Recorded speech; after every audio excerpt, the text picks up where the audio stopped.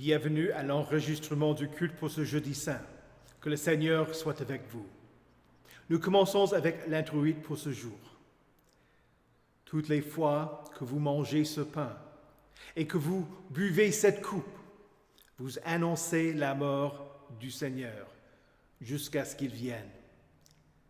Les œuvres de l'Éternel sont grandes, recherchées par tous ceux qui les aiment. Son activité n'est que splendeur et magnificence, et sa justice subsiste à perpétuité. Il a laissé le souvenir de ses merveilles. L'Éternel fait grâce. Il est rempli de compassion. Il a donné la nourriture à ceux qui le craignent. Il se souvient toujours de son alliance. Il a envoyé la libération de son peuple. Il a prescrit son alliance pour toujours.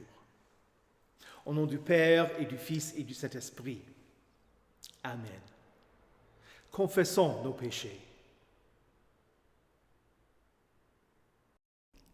Dieu Tout-Puissant, notre Créateur et notre Père, nous reconnaissons et nous confessons que nous avons péché contre toi en pensée, en parole et en acte. Nous venons chercher refuge en ta miséricorde. Aie pitié de nous, pauvres pécheurs, et pardonne-nous toutes nos fautes, pour l'amour de Jésus-Christ, notre Seigneur. Aide-nous, par ton Saint-Esprit, à mieux connaître ta sainte volonté, et rends-nous obéissants à ta parole. Par Jésus-Christ, ton Fils, notre Sauveur. Amen. Que le Dieu Tout-Puissant, qui a livré son Fils unique Jésus-Christ à la mort pour vous, vous soutienne dans votre foi, vous pardonne tous vos péchés et vous conduit à la vie éternelle. Allez en paix. Amen. Prions. Seigneur Jésus-Christ, dans cet admirable sacrement, tu nous as laissé le mémorial de ta passion. Donne-nous de vénérer ton grand amour dans les mystères de ton corps et de ton sang, en sorte que nous puissions recueillir sans cesse le fruit de ta rédemption dans nos vies. Toi qui vis et règnes avec le Père et le Saint-Esprit, un seul Dieu, maintenant et pour les siècles des siècles. Amen. Écoutez avec respect et recueillement les lectures pour ce jeudi saint. Tout d'abord l'Ancien Testament dans le livre du prophète Jérémie au chapitre 31, les versets 31 à 34. Voici que les jours viennent, déclare l'Éternel, où je conclurai avec la communauté d'Israël et la communauté de Juda une alliance nouvelle. Elle ne sera pas comme l'alliance que j'ai conclue avec leurs ancêtres le jour où je les ai pris par la main pour les faire sortir d'Égypte. Eux, ils ont violé mon alliance, alors que moi j'étais leur maître, déclare l'Éternel. Mais voici l'alliance que je ferai avec la communauté d'Israël après ces jours-là, déclare l'Éternel. Je mettrai ma loi à l'intérieur d'eux, je l'écrirai dans leur cœur, je serai leur Dieu, et ils seront mon peuple. Personne n'enseignera plus son prochain ni son frère en disant « Vous devez connaître l'Éternel », car tous me connaîtront, depuis le plus petit jusqu'au plus grand d'entre eux, déclare l'Éternel. En effet, je pardonnerai leurs fautes et je ne me souviendrai plus de leurs péchés. Ici prend fin la lecture de l'Ancien Testament. Écoutez également l'Épître dans Hébreux 10, les versets 15 à 25. C'est ce que le Saint-Esprit nous atteste aussi, car après avoir dit « Voici l'alliance que je ferai avec eux après ces jours-là, dit le Seigneur, je mettrai mes lois dans leur cœur et je les écrirai dans leur esprit. » Il ajoute « Je ne me souviendrai plus de leurs péchés ni de leurs fautes. » Or là où il y a pardon des péchés, il n'y a plus à présenter d'offrande pour le péché. Ainsi, frères et sœurs, nous avons par le sang de Jésus l'assurance d'un libre accès au sanctuaire. Cette route nouvelle et vivante, il l'a inaugurée pour nous au travers du voile, c'est-à-dire de son propre corps. De plus, nous avons un souverain prêtre établi sur la maison de Dieu. Approchons-nous donc avec un cœur sincère, une foi inébranlable, le cœur purifié d'une mauvaise conscience et le corps lavé d'une eau pure. Retenons fermement l'espérance que nous proclamons, car celui qui a fait la promesse est fidèle. Veillons les uns sur les autres pour nous inciter à l'amour et à de belles œuvres. N'abandonnons pas notre assemblée, comme certains en ont l'habitude, mais encourageons-nous mutuellement. Faites cela d'autant plus que vous voyez s'approcher le jour. Ici prend fin la lecture de l'Épître.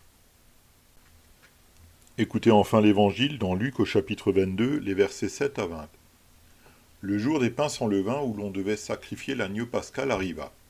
Jésus envoya Pierre et Jean en leur disant « Allez nous préparer la Pâque, afin que nous la mangions. » Ils lui dirent « Où veux-tu que nous la préparions ?»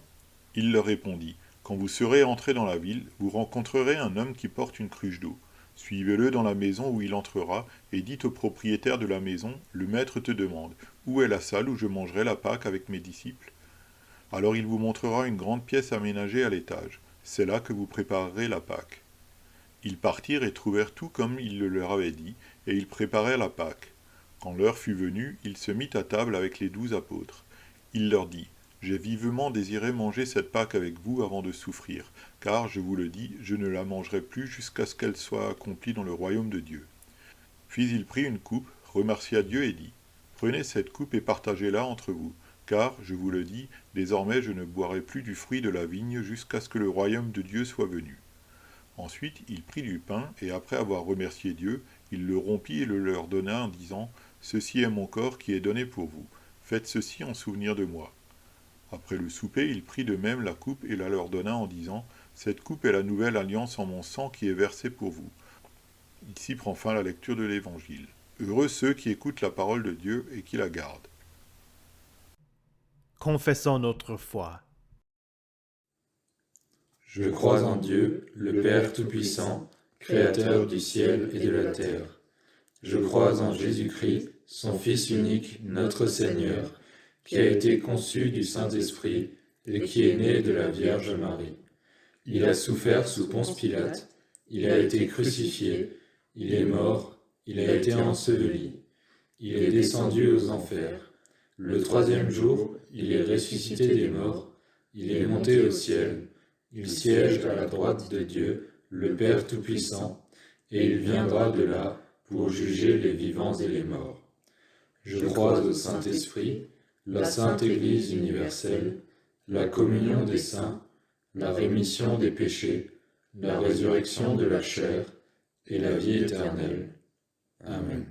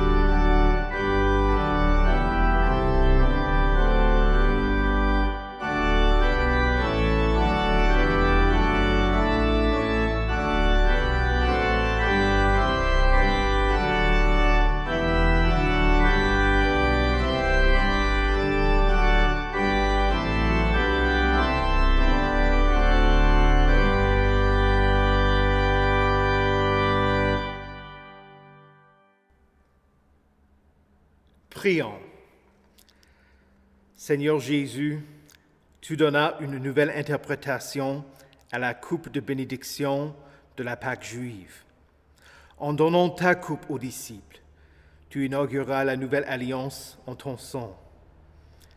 Nous te rendons grâce de ce que tu nous donnes la coupe de bénédiction pour la rémission de nos péchés. Quand nous en buvons, que nous nous réjouissions de la communion que nous avons avec toi, avec ta mort et avec ta résurrection. Car, de même que tes souffrances abondent pour nous, de même aussi, c'est par toi que notre réconfort abonde. Amen. Que la grâce du Seigneur Jésus-Christ, l'amour de Dieu et la communion du Saint-Esprit soient avec vous tous. Amen.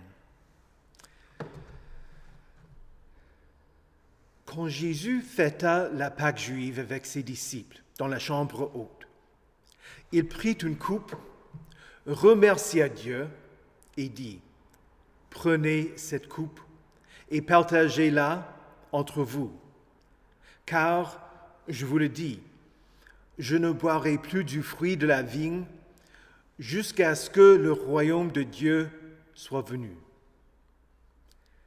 En disant cela, Jésus fit référence aux souffrances qu'il allait subir.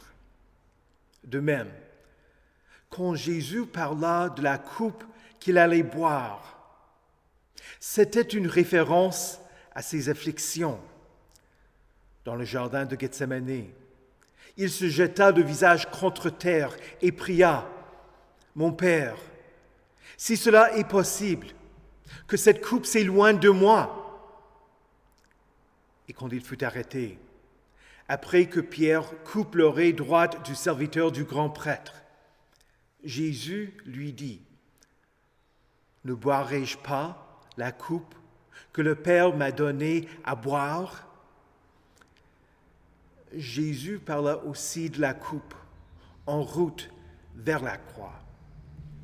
Quand Jésus et les Galiléens étaient en route à Jérusalem pour la Pâque juive, Salomé, la mère des fils de Zébédée, s'approcha de Jésus et lui demanda, « Ordonne que dans ton royaume, mes deux fils soient assis l'un à ta droite et l'autre à ta gauche. » Jésus répondit, « Vous ne savez pas ce que vous demandez. » Il demanda à Jacques et à Jean, « Pouvez-vous boire la coupe que je vais boire ?» Leur réponse était, « Nous le pouvons. » Jésus leur dit, « Vous boirez en effet ma coupe. Mais quant à être assis à ma droite et à ma gauche, cela ne dépend pas de moi et ne sera donné qu'à ceux pour qui mon Père l'a préparé. » Ce n'était pas entre Jacques et Jean, ni parmi d'autres disciples, que Jésus entra dans son royaume. Il l'atteignit entre deux malfaiteurs, l'un à sa droite et l'autre à sa gauche. Aucun des trois n'était assis, mais ils étaient tous les trois cloués sur des croix.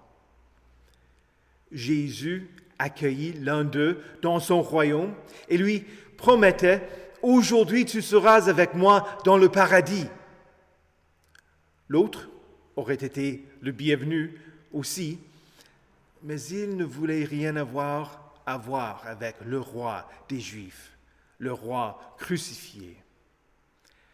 Jésus entra dans son royaume à travers ses souffrances et sa crucifixion. Matthieu écrit qu'arrivés à Golgotha, les soldats donnèrent à Jésus du vinaigre mêlé de fiel. Mais quand il l'eut goûté, il ne voulait pas le boire. Le fiel aurait soulagé ses douleurs, mais eut pour résultat qu'il souffre plus longtemps. Jésus refusa. Il but la coupe de la colère de Dieu. Il la vida jusqu'à la lie. Il prit sur lui-même la punition des péchés du monde entier. À la fin de ses souffrances, vers 3 heures de l'après-midi, il pria, « mon Dieu, pourquoi m'as-tu abandonné ?» L'un des soldats prit une éponge, l'imbiba de vinaigre, la fixa à un roseau et lui donna à boire. C'est ainsi que Jésus réalisa ce qu'il avait dit à ses disciples dans la chambre haute.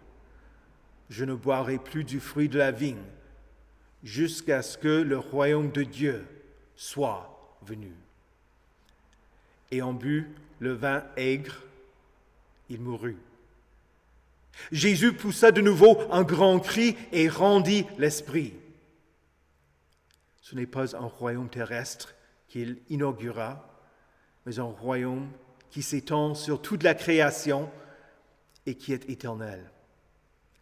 Il établit un règne qui dépasse celui de David et les autres rois morts d'Israël, un règne qui ne sera jamais vaincu par des ennemis terrestres ou des démons, un règne face auquel même la mort est impuissante.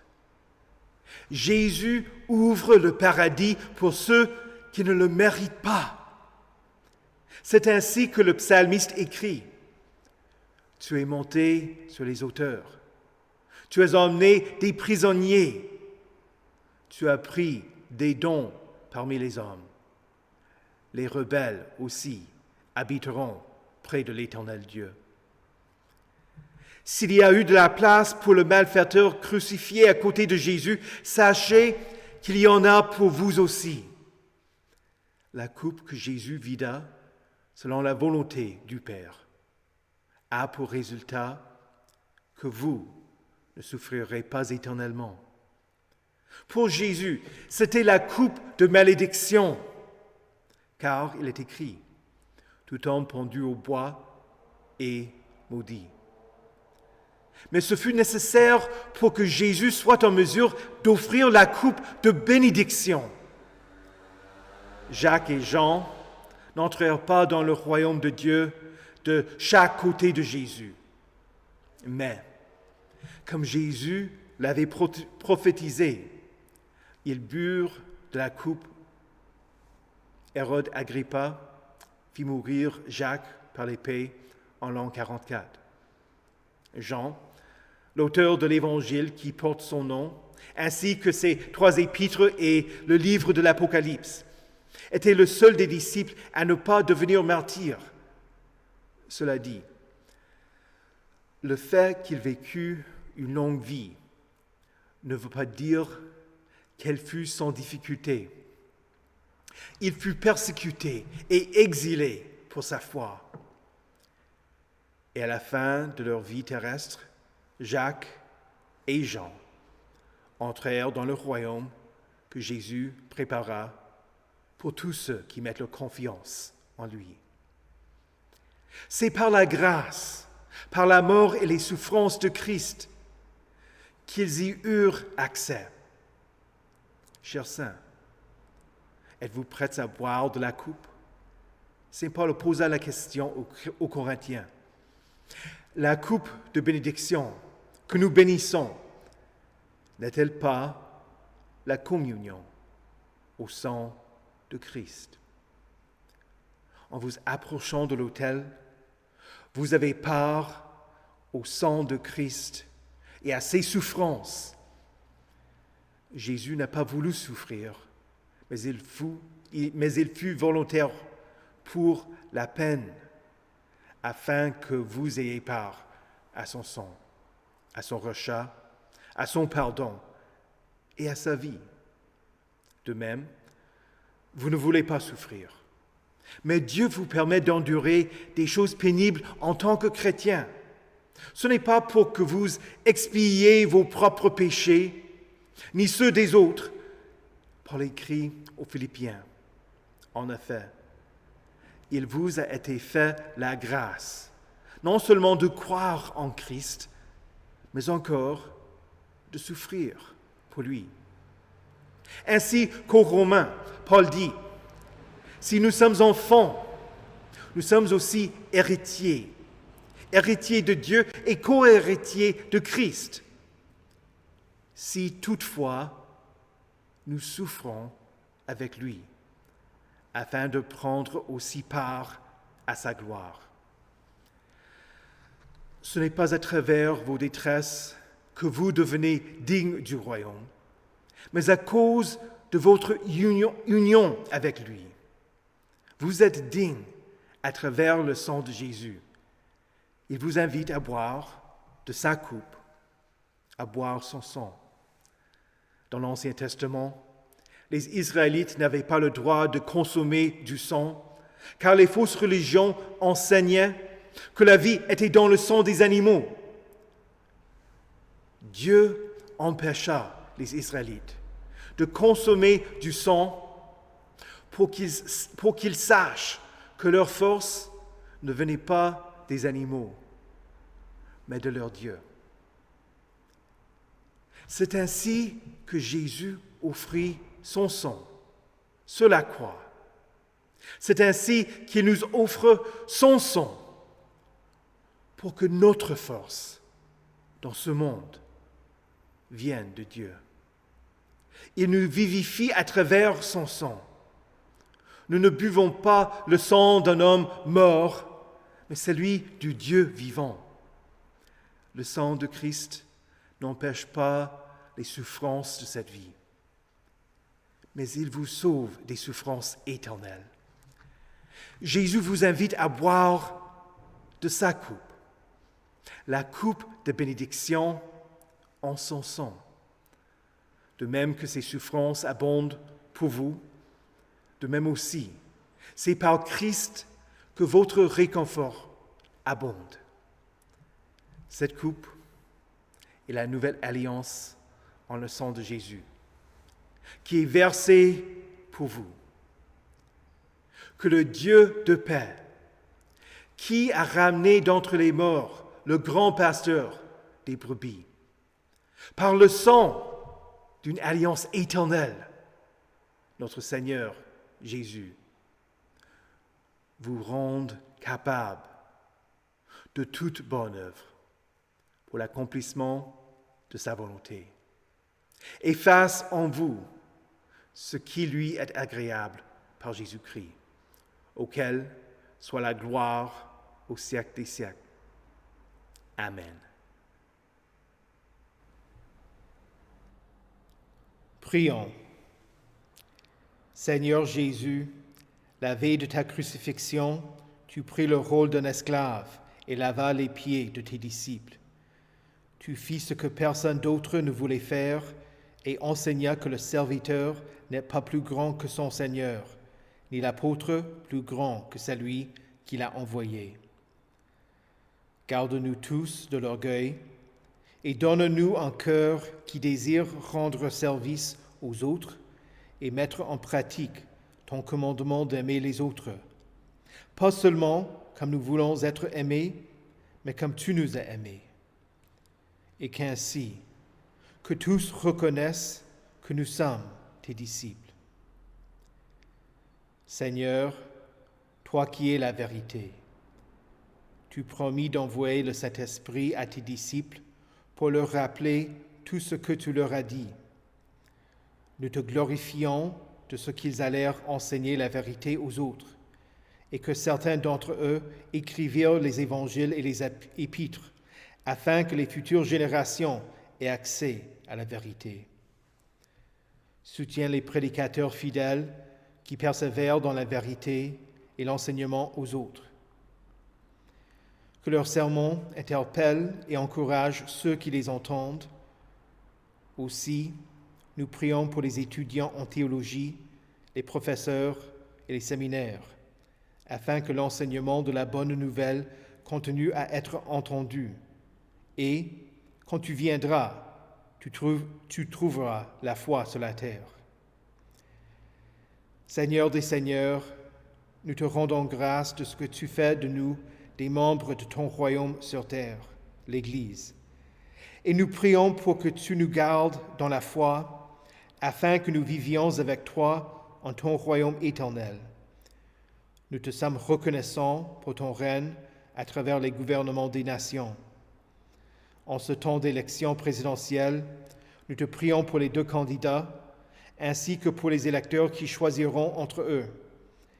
Fais qu'ils soient motivés par un amour pour d'autres et non pas par des motivations égoïstes. Que la personne élue agisse avec sagesse et intégrité pour servir le bien-être commun. Jésus, notre Sauveur, nous te rendons grâce de ce que tu bus la coupe de la colère de Dieu.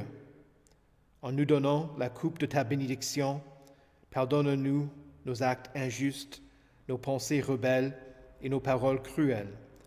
Conduis-nous pour que nous recevions ton sang dignement, non pas comme un jugement, mais comme la source de notre vie et le soutien à travers nos souffrances. Reste avec nous, Seigneur, car le soir approche et le jour est à son déclin. Reste avec nous et avec toute ton Église. Reste avec nous au soir du jour, au soir de la vie, au soir du monde. Reste avec nous par ta grâce et ta bonté, par ta parole et ton sacrement, par ton secours et ta bénédiction. Reste avec nous quand sur nous vient la nuit de l'affliction et de l'angoisse, la nuit du doute et de la tentation, la nuit amère de la mort. Reste avec nous et avec tous tes fidèles, pour le temps et pour l'éternité. Amen. Notre Père, qui es aux cieux, que ton nom soit sanctifié, que ton règne vienne, que ta volonté soit faite sur la terre comme au ciel. Donne-nous aujourd'hui notre pain de ce jour.